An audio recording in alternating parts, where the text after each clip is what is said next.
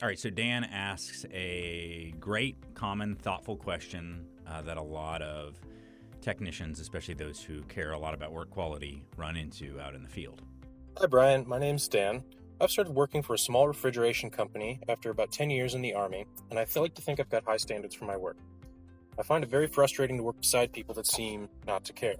And I'm curious if you've got any advice on how to maintain a professional relationship with coworkers that without becoming toxic. Looking forward to your answer. All right, Dan, thanks for the question. So just to kind of summarize the question, you're somebody who cares a lot about quality. You care about the details of your work. Often people who kind of express what you just expressed care a lot about workmanship. So often it's how things look, putting pride into your work. I'm sure you've probably said that or heard people say that, don't do anything if you're not going to do it the right way, that kind of thing. And that's a really important thing. I mean, that's an old school kind of tradesperson way of thinking about our work, craftsmanship. It goes back to the old school term that was used in a lot of proposals, doing everything in a workmanlike manner. There's a lot of tradition to that, and it's important. And it kind of even goes beyond that, and this is true of any job, that if you're going to do something, you might as well do it well. If it's worth doing, it's worth doing right? So first of all, I want to validate you in that. That is a very good thing to have. And if you practice that yourself, then you are going to lift the culture that you work in. But sometimes it doesn't seem like enough, right? Because you're working with people who just don't have that same mindset, or at least you perceive that. Now, a couple things that are worth saying here. There are a lot of different factors that can impact how you perceive another person.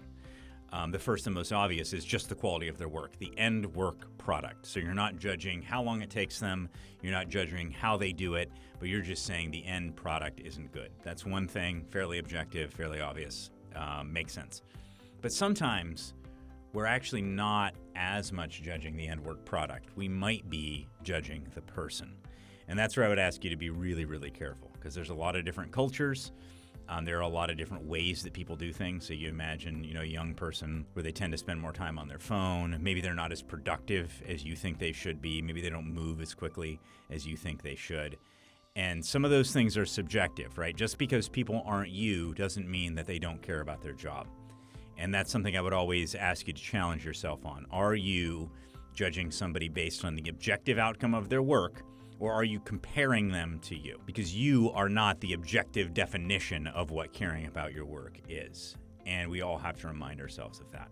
And a lot of times we can learn something from people who are different than us. I mean, let's be honest, a lot of us might have taken our work a little too seriously sometimes. And you may say, well, how can you take your work too seriously, right? You should take your work seriously. Well, yeah, but those of us who maybe didn't spend as much time with our kids, or worked a little too much overtime, or put a little too much emphasis on working long hours or solving our clients' problems, even at the expense of caring for our own health, caring for our own mental health, caring for our own families. That's a good example of cases where sometimes caring for your work is used as an excuse maybe for not even the best behavior. So sometimes we can actually learn from other people. Sometimes people don't take their work as seriously as we do, and there's actually something to that. Now, that doesn't mean that we should give an excuse or excuse bad workmanship.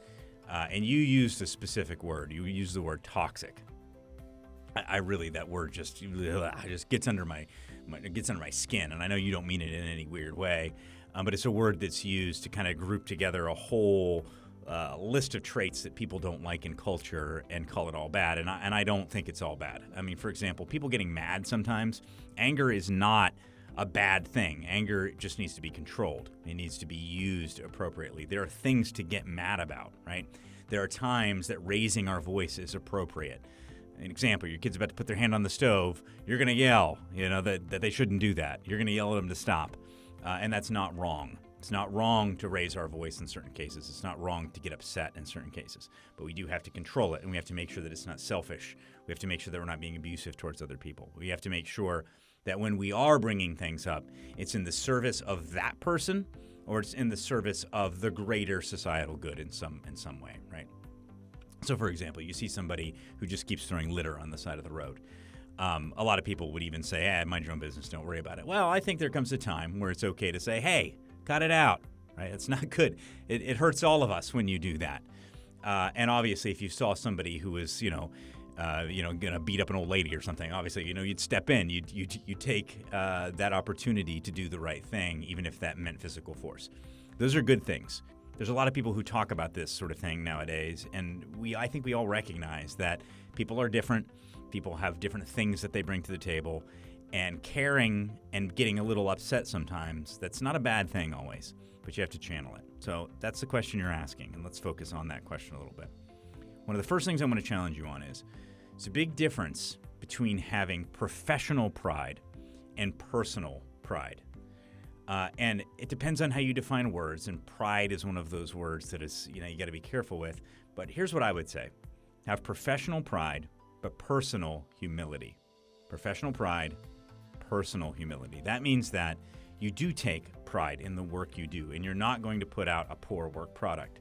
But personally, you recognize that I am not God's gift to creation. I am not the bee's knees in every situation. I have things I can learn from other people. And just because I do it this way, that doesn't mean it's necessarily the right way. There is rarely only one right way. I use the example a lot.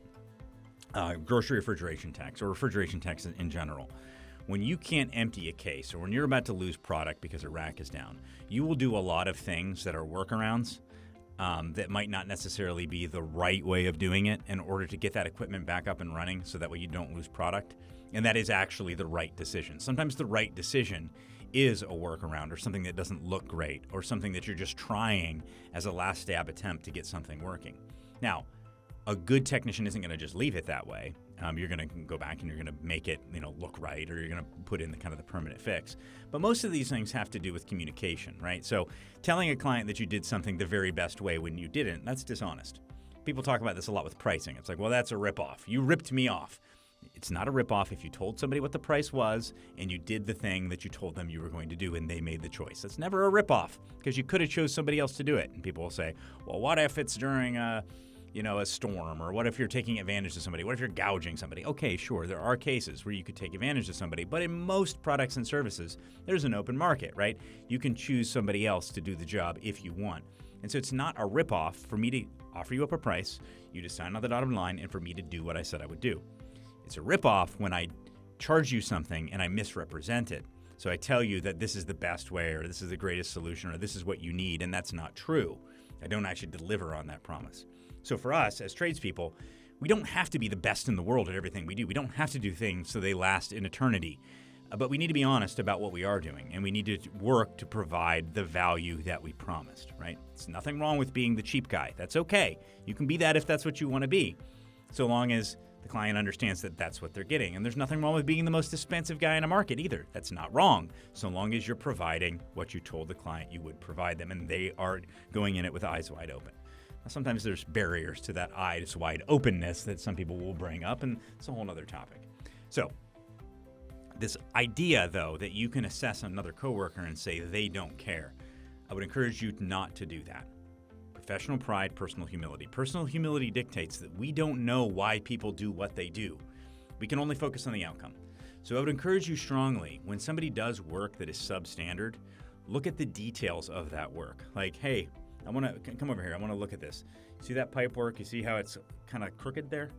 A better way to do it so that it looks better would be to do it this way, right? Or whatever the case may be. I'm using silly examples, but a really common one would be like how people do their low voltage wiring, where it looks like a rat nest, right? Versus like, hey, you can do things at right angles. You can still leave extra, but just give a loop down here. It looks a lot nicer, don't you think?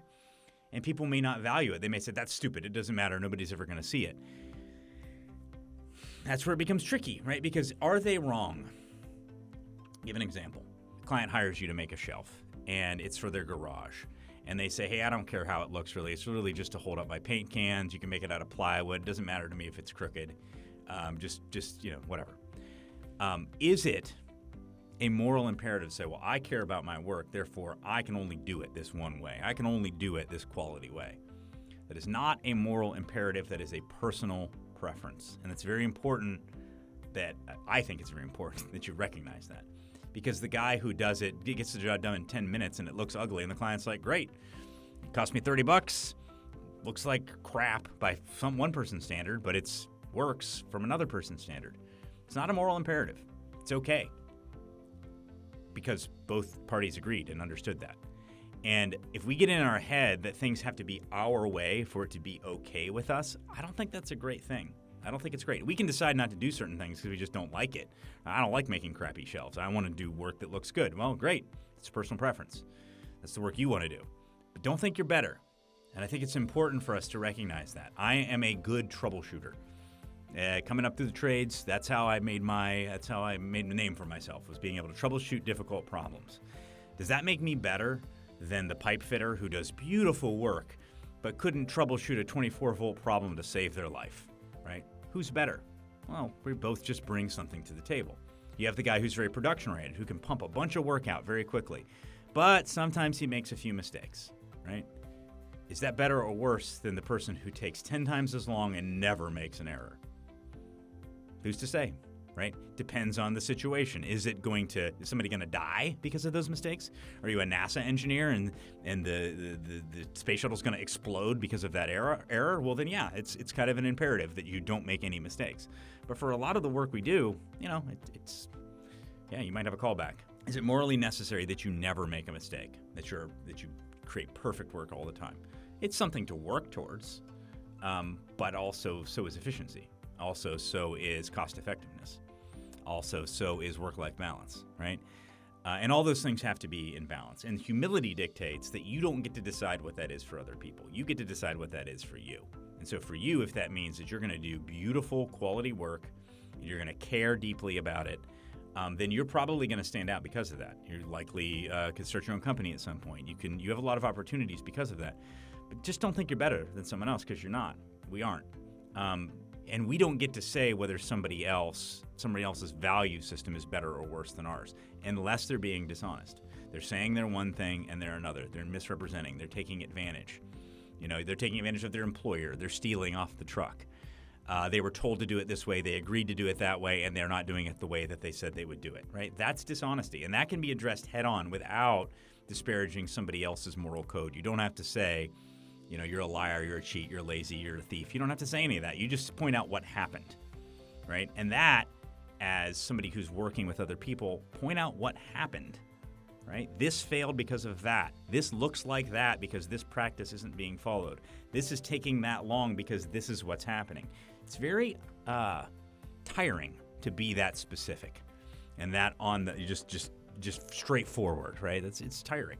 It's not the easiest way to be. It's much easier to just get mad and call people names and think they're idiots and I'm smart. They don't care and I do, right? All this stuff I'm saying is not at you, Dan. I think you care enough to ask the question, which is a good indication. It says something great about you. I'm talking to myself, and I'm talking to all of us who we have a talent, we have something that we're good at, and we start trying to judge other people based on our strengths. Now, are there people who just don't belong in the workplace because they don't take their work seriously ever, and they're just trying to collect a paycheck by any means necessary? Sure, there are a lot of people like that, but I don't get to be the one to decide who they are, right? I don't get to say, you're bad, I'm good, they're bad. You don't know enough. None of us know enough about a person and what's going on inside of them to know what's driving all of that. A lot of it is the way they were raised, potentially. A lot of it is, maybe they've had a really hard year. Maybe they're going through a depressive episode. Who knows? Doesn't make them a bad person. Now, that doesn't mean they're not a bad person. They could be a bad person. They could be a psychopath, but I don't know that until I actually see actions directly that I can point to, and then just addressing what happened, not the intent. We don't get the right to judge the intent of other people's hearts. And that's tough. It's tough because it's much easier to just be like, they stink. They're lazy. They don't care like I care. It's much easier. It's just not that useful. And sometimes you're going to have those thoughts. Just keep those inside, right? Focus on what happened. Make it about that. Some people are still going to get mad. Some people are still not going to appreciate that. People don't like to be questioned. I don't like to be questioned. I don't like being told the way I did that doesn't look good, or it's, somebody's displeased with my work. I don't want to hear that. Nobody does. And sometimes you still got to say it. Recognize, though, it's okay to get frustrated. It's okay to be mad sometimes. It's all about how you handle yourself. Down to that toxic thing, there's lots of times, and at work I don't really do this, but in my personal life, there are lots of times I've been pretty toxic. I've gotten pretty angry. I've lost my temper. I've punched lots of drywall in my life. And by today's standards, Nowadays, heck, if somebody saw me, the socket to the drywall, I'd be like, man, this guy's toxic masculinity. It'd probably lock me up, right? Like that's what some people think the world should work. Well, I just disagree, right? Like, should I punch drywall? No, but I'm also the one who's going to have to fix it, right? I know that's not the way you express that. That also doesn't make me a bad person. What's more helpful is for me to be angry and not punch drywall and not get mad and not express it in that way, not raise my voice. It's better to channel it towards actions that are productive. And we all know that. Like, this is adulting 101. It's like, why is Bryan talking down to me right now? Look, I'm telling you this because I relate. And it's better if we can seek out people who are like-minded. So for you, if you're working in a company where nobody values the same things you value as far as workmanship, then you're probably not in the right place, right? I mean, that's a personal preference. And you should probably work with people who are more like you. There's going to be somebody who's going to value it more. That's always open. And again, if you're kind of that old school, really detailed tradesperson, there aren't a lot of those people around anymore. So you probably will be outnumbered a lot of places you go, and hopefully you'll be a really good influence, because heaven knows we need more people who are detailed and do really good-looking work and take it really seriously and all that. That is super, super important. But like I said, a lot of the battles are waged up here. You take control of that, take responsibility for that, and ultimately, if you're a kind person who points out things that are straightforward, like, hey, this could be better and here's how, or this is going to fail because of this. Some people aren't going to like it, but overall, you're going to have a lot more people who actually, in the long run, do appreciate it, and that's what I would encourage doing. Take responsibility for your own actions. Don't judge others. Have professional pride and personal humility, and embrace who you are. Own it for yourself. What you are, what we are, as tradespeople who really care, maybe sometimes a little too much, is necessary for society. And so be okay with that. Be confident in that. We don't need to always worry about how other people are being, because the reality is cream does rise to the top. And that's not a judgment of someone else. It's just a reality, right? And so just focus on being that, and I think your career will go really well. All right? Sorry this was a long one. Jeez. Kind of went crazy there. Thanks for the question, Dan. Appreciate you. Anybody who wants to send in any questions, you can do that very easily. Go to speakpipe.com/HVAC school. Thanks for watching. If you're willing, give this video a thumbs up and drop us a comment. Don't forget to hit that bell icon to stay updated with all of our future videos. And as a quick reminder, HVAC School isn't just a YouTube channel. Dive deeper with us at our main website, hvacrschool.com. Curious for more knowledge on the go? We've got you covered. Tune into the HVAC School podcast, available on all your favorite podcast apps. And while you're at it, join our thriving Facebook group. Also, don't miss out on our free mobile applications available for both iPhone and Android. We're all about community, for techs, by techs.